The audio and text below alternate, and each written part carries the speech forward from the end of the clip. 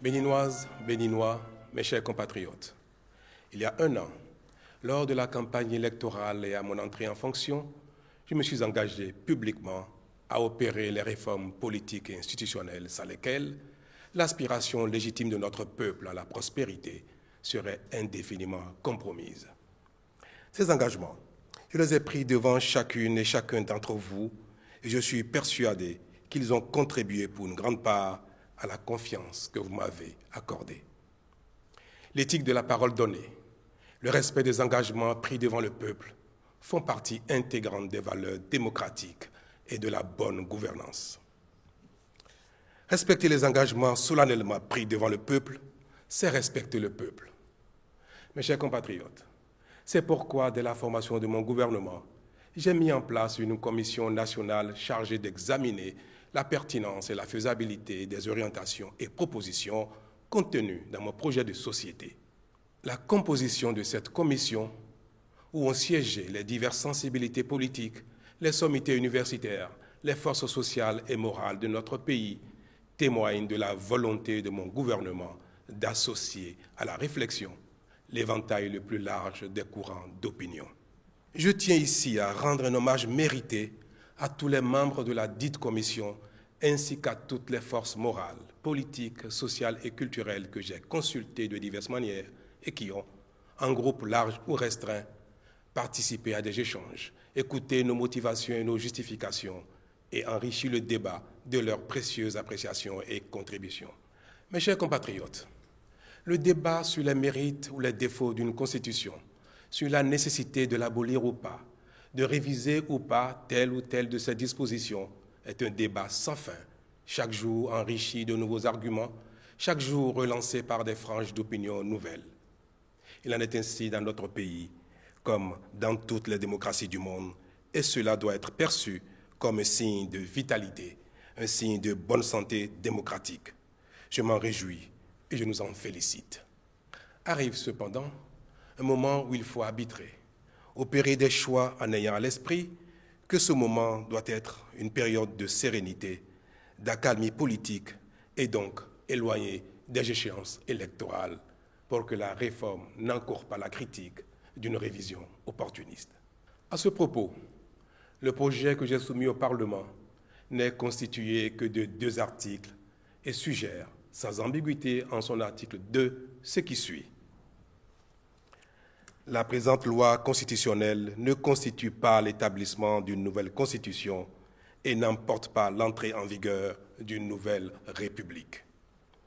Elle entre en vigueur dès sa promulgation et sera exécutée comme loi de l'État. Cette clarification vise à rassurer de la portée objective du projet et de son dessein de ne servir que la cause de notre patrie.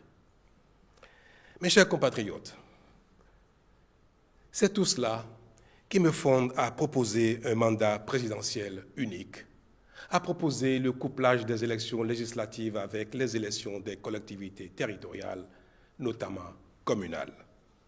Ce sont aussi les avis émis par les uns et les autres et cette expérience partagée avec vous qui me fondent à proposer la restructuration de notre Cour constitutionnelle et de notre Haute Cour de justice pour asseoir dans notre pays une véritable culture de la responsabilité et de la reddition de comptes par les dirigeants politiques. Ce sont encore ces avis et cette expérience partagée avec vous qui me fondent à vouloir le regroupement et la réduction du nombre des partis politiques, grâce en particulier au financement public de leur activité, toute chose qui permettrait par ailleurs de mettre un frein à leur dépendance vis-à-vis des puissances d'argent. Ce sont enfin ces avis et l'expérience partagée avec vous qui me fondent à proposer une discrimination positive en faveur des femmes pour promouvoir leur accès aux instances de décision à l'échelle nationale comme à l'échelle locale où nous savons qu'elles jouent un rôle déterminant. Mes chers compatriotes, aussi ambitieux qu'il soit, le projet de révision de la Constitution reste perfectible. C'est animé de cette conviction et m'appuyant sur les dispositions des articles 154, 155 et 156 de la Constitution que j'ai saisi l'Assemblée nationale pour son examen en session extraordinaire. L'Assemblée nationale a fait droit à ma demande et a décidé de se réunir à compter de demain, vendredi 24 mars. Durant cette session, elle étudiera le projet, débattra et délibérera conformément à ses prérogatives constitutionnelles et dans le respect de son règlement intérieur.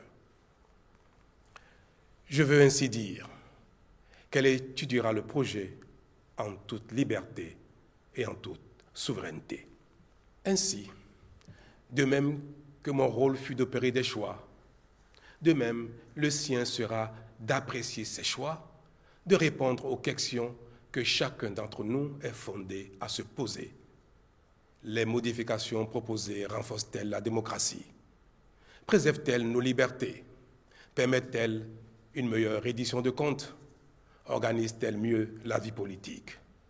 Favorisent-elles le développement économique et social, ainsi que l'épanouissement individuel et collectif?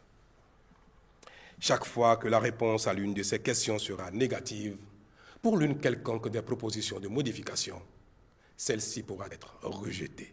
Béninoises, Béninois, mes chers compatriotes, l'histoire du monde enseigne que les nations qui surmontent les défis du développement et de la modernité sont celles dont les leaders recherchent constamment les solutions qui dépassent les conservatismes et les clivages habituels, qui se projettent dans le temps et créent de meilleures conditions d'existence pour les générations à venir. Les débats actuels font monter à l'entendement de tous les appréhensions et les inquiétudes de chacun. Je les entends et les comprends parfaitement.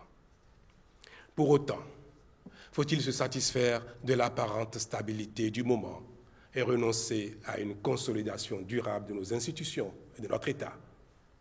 Pour ma part, j'inscris mon mandat dans une perspective de transition qualitative qui donne à construire davantage la nation, davantage l'État, davantage la démocratie et davantage la bonne gouvernance.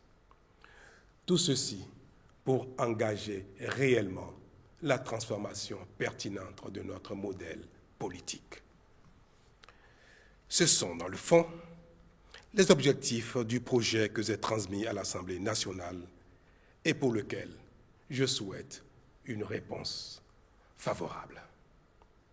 Ceci dans l'espoir que les réformes promises et dont le peuple m'a chargé depuis le 6 avril 2016 continueront de se mettre en place en respect du choix souverain de ce même peuple.